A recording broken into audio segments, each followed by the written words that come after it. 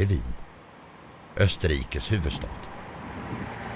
Här bor nästan 2 miljoner människor i en stad där historiens vingslag syns precis överallt. Här finns stora museer, slott, en världsberömd opera och mängder av praktfulla byggnader. Och som det inte vore nog så ligger ett av Europas mest överdådiga slott en bit utanför staden. För att se allt så måste man nog bosätta sig här. Men låt oss i alla fall titta in på några av Wiens mest kända sevärdheter och titta lite närmare på stadens historia.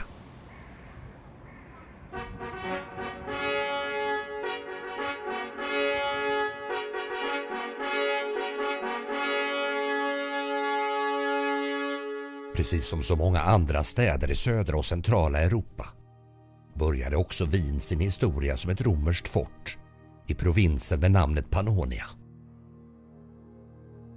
Huvudstaden hette Carnuntum, belägen vid floden Donau, där de romerska legionerna hade sitt huvudläger. Medan Wien, eller Vindobona som var det romerska namnet, bara var ett läger 4 mil uppströms floden med plats för cirka 6 000 soldater. Vindobona var romarrikets norra gräns och bortom den härskade de farliga germanska stammarna. Historien berättar också att det var precis här som den romerske kejsaren Marcus Aurelius avled den 17 mars år 180 efter Kristus. Precis som det skildras i inledningen av den berömda filmen Gladiator.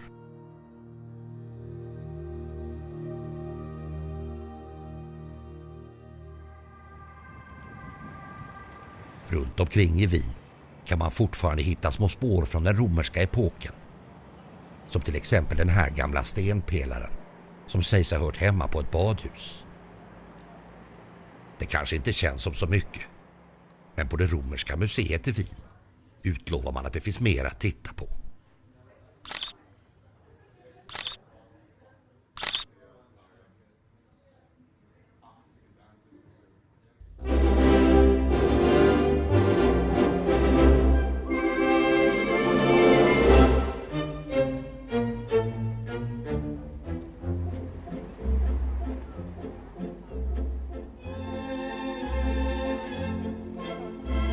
Det är nog ändå inte de gamla romerska lämningarna som lockar flest turister till Wien.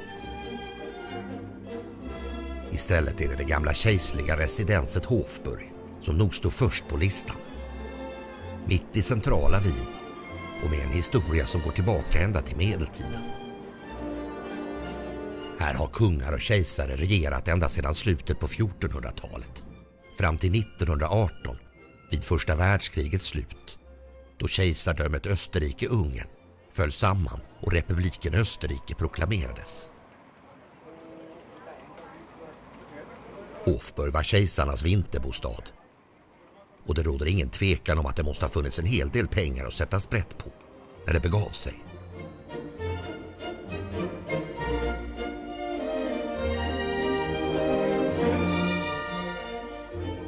Här finns både en stor skattkammare, ett kejserligt bibliotek, en nationalteater och inte minst den världsberömda spanska ridskolan.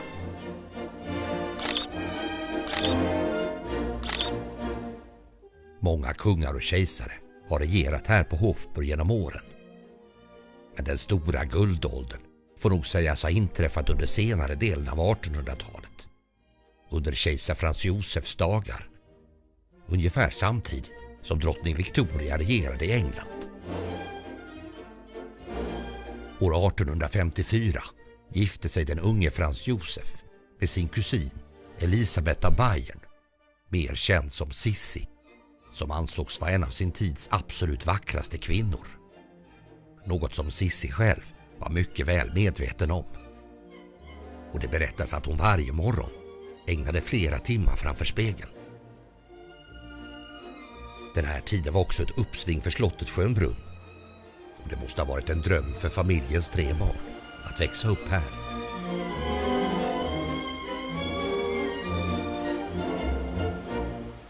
På På 50-talet blev historien om Sissi och Franz Josef till film.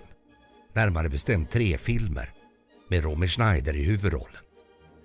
Filmer som än idag är den österrikiska filmindustrins mest framgångsrika någonsin. Ja, undantaget Arnold då förstås.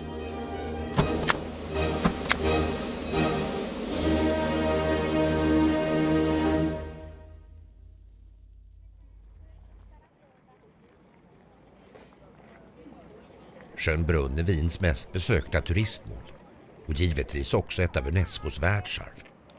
Hit över 2,5 miljoner besökare kommer varje år.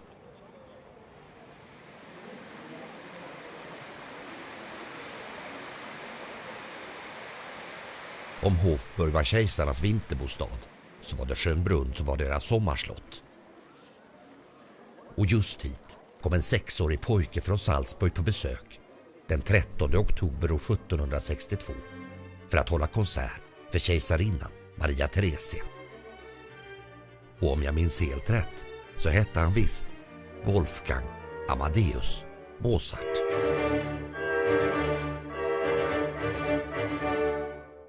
Här inleddes nu en strålande musikerkarriär och under de kommande 29 åren fram till sin alldeles för tidiga död vid bara 35 års ålder skulle Mozart bli en av de viktigaste tonsättarna i den vinklassiska stilen och komponera mer än 600 verk och uppträda runt omkring i Europa.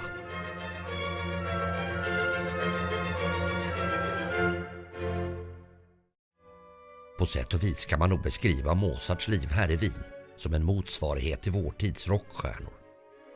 Och hans liv är en fascinerande berättelse som bland annat skildras i den tjeckiske regissören Milos Formans berömda film Amadeus. En film som senare belönades med hela 8 Oscars och som utspelar sig just här i Wien.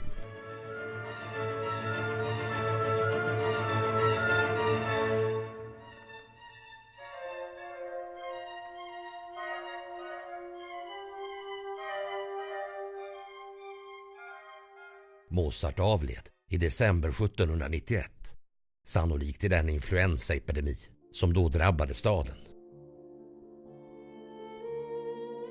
Senare fördes hans kvarlevor till Sankt Markskyrkogården en bit utanför Wien.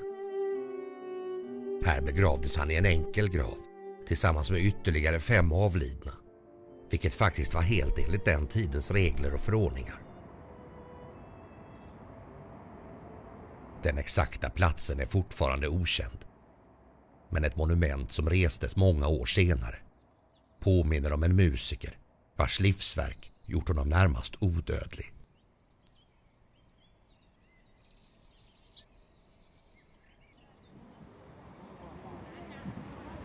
Tillbaka i centrala Wien är det dags att göra ett besök på mitt eget favoritslott, slottet Belvedere, som ligger mitt i stan och som ser ut som en riktig bakelse.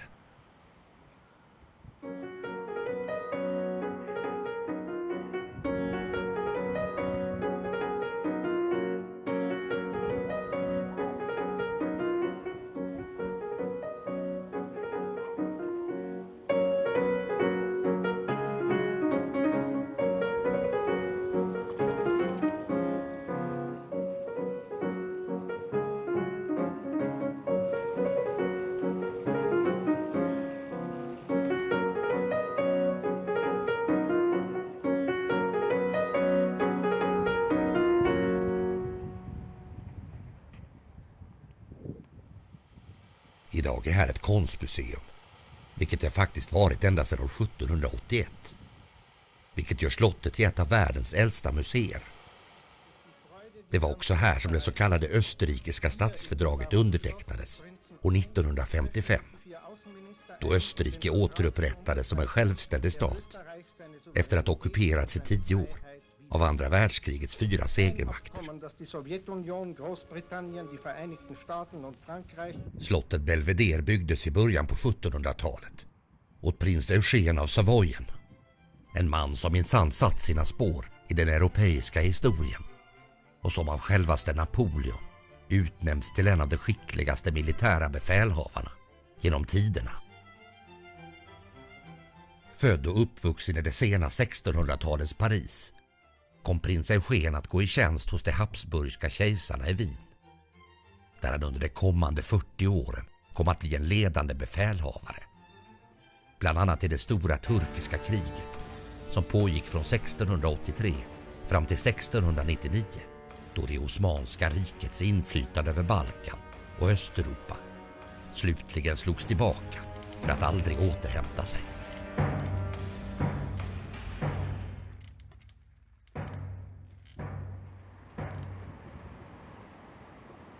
Efter segern mot turkarna blev det ett kraftigt ekonomiskt uppsving i Wien med mängder av nya byggnader.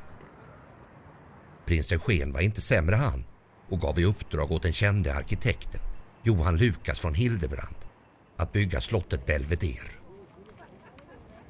Ett slott som i sin vackra park och mängder av statyer är en av Wiens absoluta pärlor, där man kan ta en uppfriskande morgonpromenad eller kanske till och med en liten motionsrunda.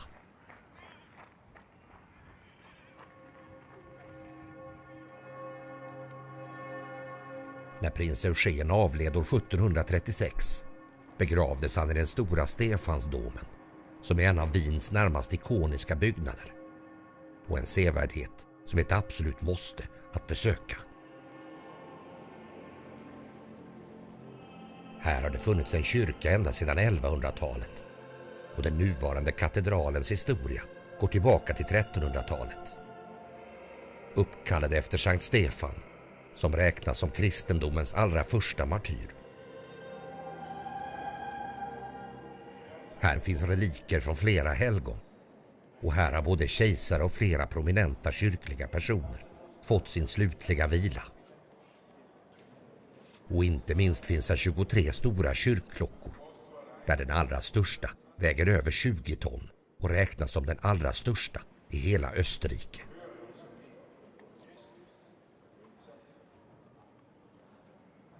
Andra världskrigets bombningar gick hårt åt katedralen, men den återuppbyggdes strax efter krigsslutet.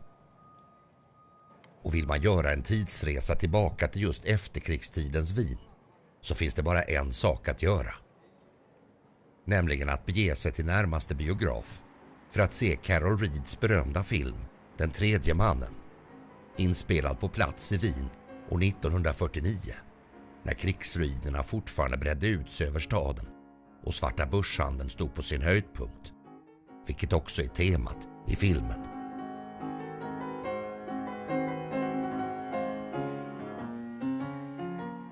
Idag är det bara det gamla sovjetiska krigsmonumentet som vittnar om den här tidsepoken.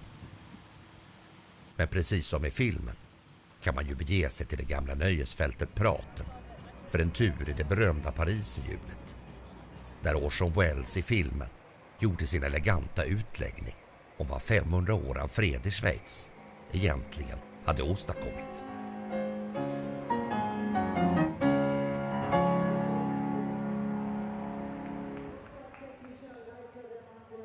Sista stoppet på en lång dag i Wien blir de 2 tvillingmuseerna som ligger strax bredvid Hofburg.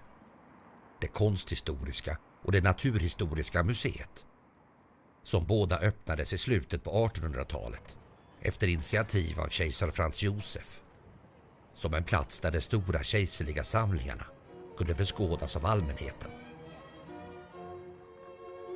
Här finns mängder av ovärderliga målningar av konstnärer som till exempel Velázquez, Bruegel, Rafael eller kanske en dinosaurie på det naturhistoriska museet, där man också hittar den 25 000 år gamla kvinnofiguren Venus från Willendorf, som idag blivit närmast en ikon för all förhistorisk konst.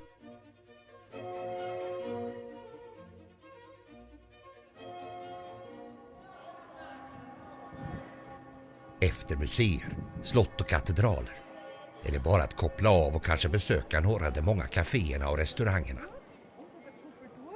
Eller bara njuta av solskenet på någon gräsmatta. Och kanske, om man vill, påbörja en fotbollskarriär tillsammans med Wiens lokala förmågor. För som vi alla vet så börjar ju stora händelser alltid i det lilla.